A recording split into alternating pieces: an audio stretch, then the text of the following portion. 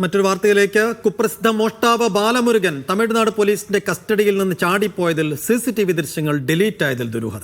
ബാലമുരുകൻ ചാടിപ്പോയ ദിവസത്തെ ദൃശ്യങ്ങൾ Q branch പരിശോധിക്കുന്നതിനിടയിലാണ് delete ആയി പോയത്. ബാലമുരുകൻ ബൈക്ക് മോഷ്ടിച്ച് കടന്നു കളയുന്ന സമയത്തെ ദൃശ്യങ്ങളാണ് ഡിലീറ്റ് ആയത്. ദൃശ്യങ്ങൾ റിക്കവർ ചെയ്യാൻ ക്യൂ ബ്രാഞ്ച് ശ്രമം തുടങ്ങിയിട്ടുണ്ട്. തമിഴ്നാട് ക്യൂ ബ്രാഞ്ച് സംഘം തൃശൂരിൽ എത്തിയിരിക്കുന്നു.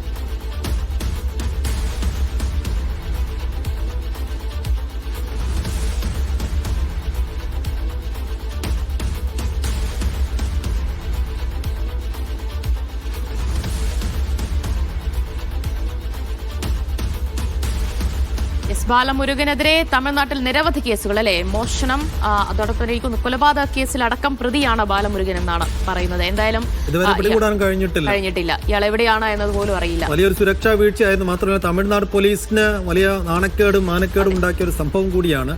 ഇപ്പോൾ കേരള പോലീസും കൂടിയാണ് തെരച്ചിൽ നടത്തുന്നത്. പക്ഷേ ബാലമുരുകൻ ഇതുവരെ കണ്ടെത്താൻ കഴിഞ്ഞിട്ടില്ല. അതിനിടയിലാണ് ഈ നിർണായക CCTV ദൃശ്യങ്ങൾ മിസ്സാകുന്നത്.